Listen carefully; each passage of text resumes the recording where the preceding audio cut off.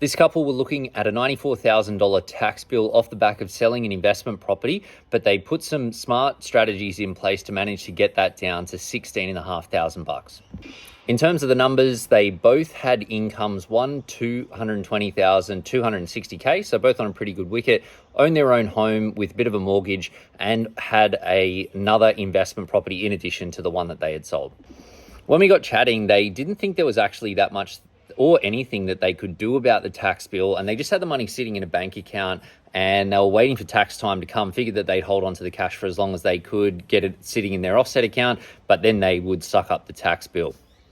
We started chatting through some of the potential options to bring that tax bill down and realized that there was an opportunity to do that with superannuation. Now, super wouldn't necessarily be a go-to strategy for someone that had a bunch of years to retirement, but we realized that the money was sitting there, the tax bill was going to be massive, and they had the ability to contribute a fair bit of cash into their super fund and bring that tax bill right down.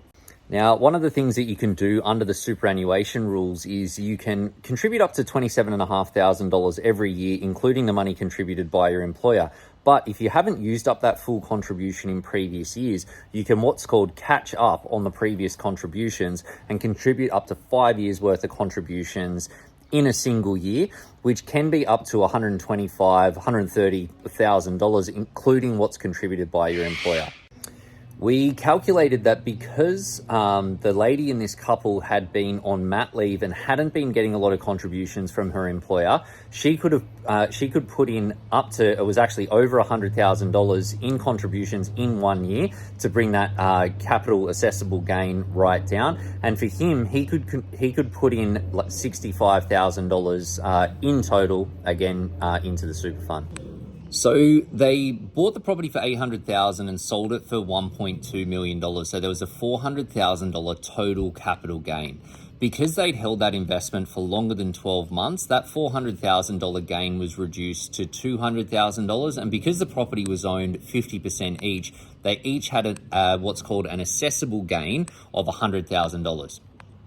As I mentioned, she could put in contributions of up to $100,000, over $100,000. So he put in the $400,000 to basically reduce that taxable gain down to zero and the tax bill down to zero. And for him, we put in $65K, which got the total capital gain down from $100,000 to just $35,000. The end result was that instead of having a $200,000 capital gain taxed at 47%, that was brought down to $35,000, and then taxed at 47%, the tax payable was $16,500. That reflects a total tax saving of $77,500. With that $77K in tax that they saved, they decided to reload into another property, which was structured in a smart way to maximize the tax deductible debt on that loan, give them some property upside. It was around $1 million, so it should be around $60,000 of growth on that property each year, a bunch of tax deductions to boot, and save the 77 grand in the ATO donation as well. These guys had no idea that that was possible, and they were completely stoked. And for me, it just goes to show that you've got to understand the rules and how to use them to your advantage, or make sure that you get another opinion, particularly if you've got big tax bills coming or you're looking at buying and selling investments, to make sure that you're making the smartest moves for you.